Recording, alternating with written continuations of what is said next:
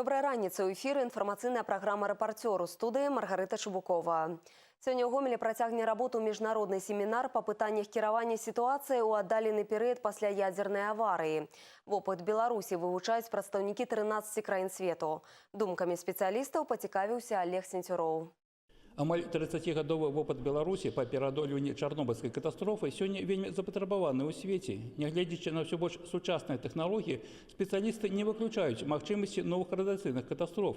А гэта значыць, што неабходна ведаць, як на іх рэагаваць і што рабіць у першую чаргу і ў наступныя гады. Упершыню семінар па вывучэнні аддаленых наступстваў ядзернай аварыі ў Гомелі прайшоў у мінулым годзе. Тады ў Беларусь прыехалі спецыялісты з 12 краін свету. Сёлета яго вырашылі паўтарыць, што сведчыць аб эфектыўнасці такой формы міжнароднага супрацоўніцтва. Сярод удзельнікаў прадстаўнікі Іспаніі, Вялікабрытаніі, Чэхіі, Партугаліі, Францыі, Японіі. Пытанні кіравання сітуацыяй пасля радыацыйнай аварыі актуальныя не толькі для краін, дзе ёсць уласная ядерная энергетика. Как выйти из ситуации, когда загрязнены продукты питания, когда организм человека поражен радионуклидами, и как вообще действовать в такой ситуации, если вдруг такое еще произойдет.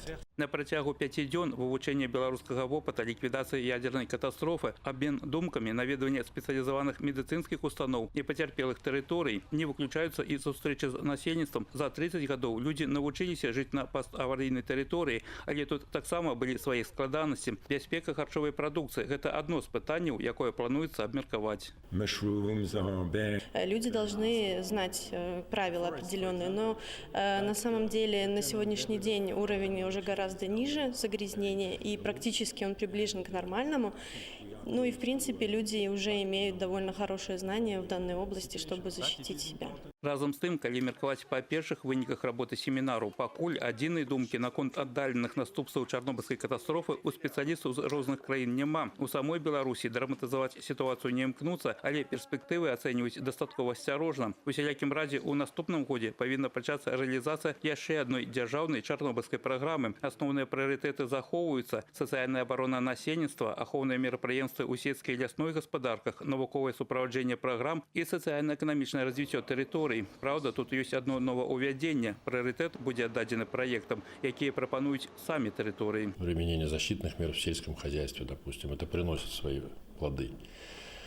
Ну а стронций, а тем более плутоний, который в ближней зоне, который затем будет трансформироваться в америций, уже начался этот процесс. В общем-то, процесс очень длинный. И сказать, что это уже все прошло, так нельзя. Олег Сенцюроў, Ігор Марышченко, телерадиокомпания «Гомель». У рэгіёне працягваецца работа інфармацыйна-прапагандысцкіх груп з працоўнымі калектывамі.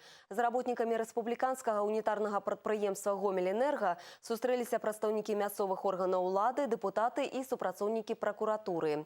Падчас сустрэчы з энергетыкамі размова аб сацыяльна-эканамічнай сітуацыі ў свеце і ў Беларусі. У гэтым годзе, перш за ўсё па знешніх прычынах, экспарт у Расію знізіўся амаль на $2,5 мільярды.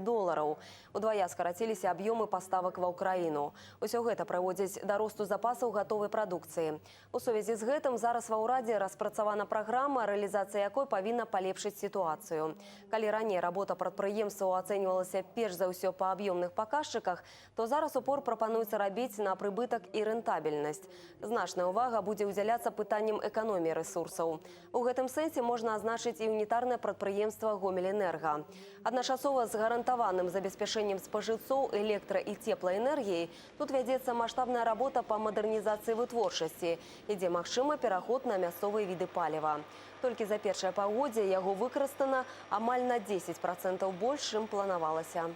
В Гомельской области недавно ввели, это где-то 2,5 года назад, речскую мини-ТЭЦ на биотопливе, на наших собственных ресурсах, на восполняемых энергетических ресурсах.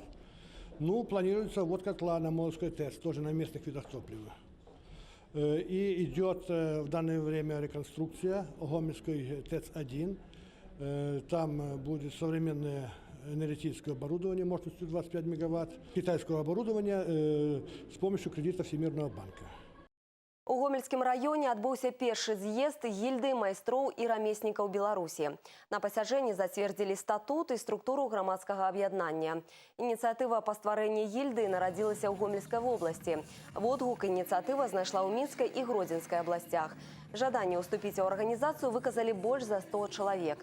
Па словах стваральнікаў, неабходнасць такога аб'яднання наспела даўно. Сваімі рукамі майстры і рамеснікі ствараюць унікальныя рэчы, але прадаць іх часцей за ўсё вельмі цяжка. Да таго ж не кожны валодае неабходнымі юрыдычнымі ведамі.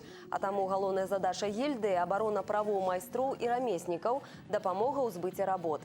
Таксама ў планах стварэння ўласнага сайта, адкрыццё выставачных пляцовак і галерэй, арганізацыя майстар-класаў, папулярызацыя і развіццё новых і адражэнне забытых рамёстваў і майстэрстваў. А мы хотим создать тот союз, который может лоббировать интересы гильдии на правительственном уровне, решать какие-то задачи, которые нам интересны, создавать свои галереи, свои музеи. Працягваем выпуск. Камерны хор Гомельскай абласной філармоніі рыхтуецца да юбілейнага канцэрту. У гэтым годзе калектыў адзначае сваё 35-годдзе. На адной з рэпетыцый хора пабывала наша здымачная група. Царкоўна-славянская духоўная музыка, айчынная і замежная класіка, вакальна-харавыя мініяцюры і лепшыя сусветныя джазавыя кампазіцыі. Сёння ў рэпертуары камернага хору Гомельскай абласной філармоніі уся музычная палітра. І гэта адна з прычын поспеху гомельскіх выканаўцаў. Калектыў выступае не толькі на радзіме, але і за яе межамі. Расія, Германія, Францыя, Польша ім апладзіравалі ў шмат якіх краінах. Конечно, нет предела совершенства, но камерный хор все-таки держит свою планку, достоинство. Раз он говорится о том, что он профессиональный коллектив, он должен иметь и эту же высоту, этот статус. Мы стараемся все сделать для этого.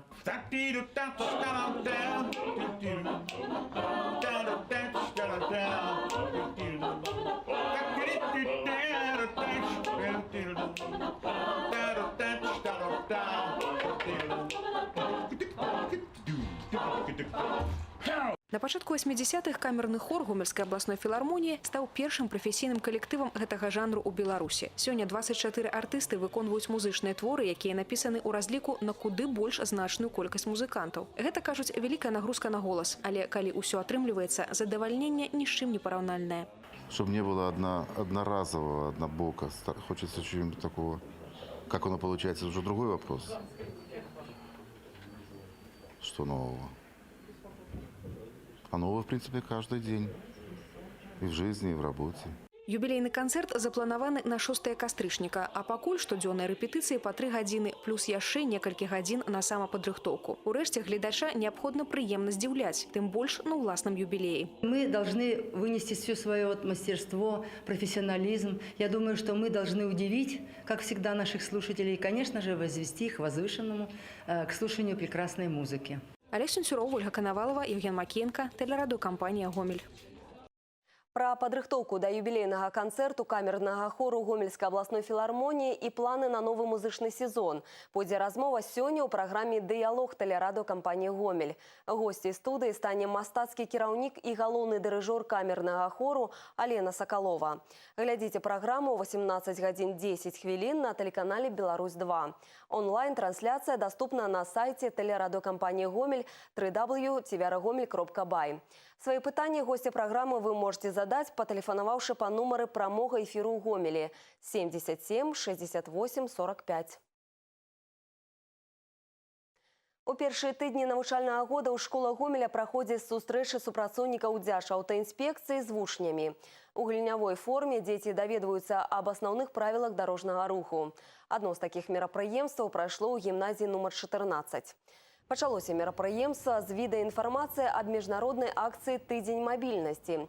Сёлета яна накіравана на пошук такіх формаў перамяшчэння па гораду, якія дапамогуць зменшыць аб'ём выхлапных газаў і зрабіць навакольнае асяроддзе больш чыстым.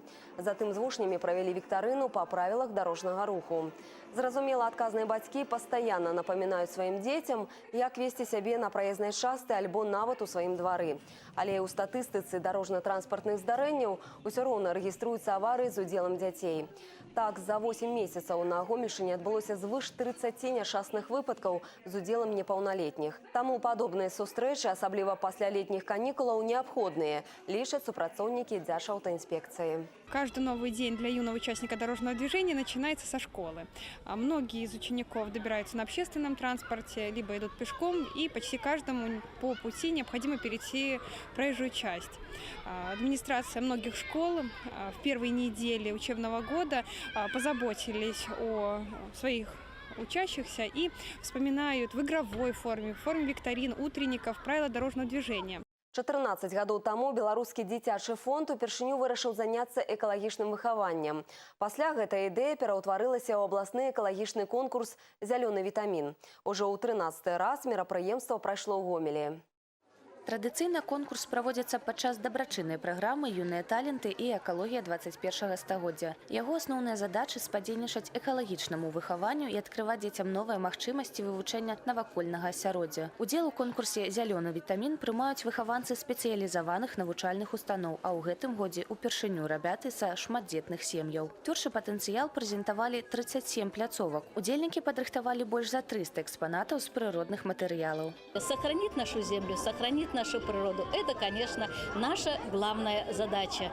Экологическое воспитание стоит на должном уровне. Нават самыя маленькія ўдзельнікі і выхаванцы дашкольнай установы для дзяцей з асаблівасцямі псіхафізічнага развіцця рыхтуюць вырабы з цікавасцю і задавальненнем, паколькі ўдзел у конкурсе тут прымаюць штогод. Дзеці і дарослыя заўсёды заняты падрыхтоўкай. Просматриваем очень много журналов, где-то каких-то газет, вывесок и своей фантазии уже очень много. Журы ацэньвала экспазіцыі па афармленні сюжэтнасці, але галоўны крытэрый – непасрэдны ўклад школьнікаў у рэалізацыю экалагічнай праграмы. Пераможцам конкурсу ўручылі прызы, памятныя ж падарункі для астатніх удзельнікаў і добры настрой стварылі сапраўднае дзіцячае свята. Кацярына Сапельнікава, Ігар Марышчанка, тэлерадыёкампанія «Гомель».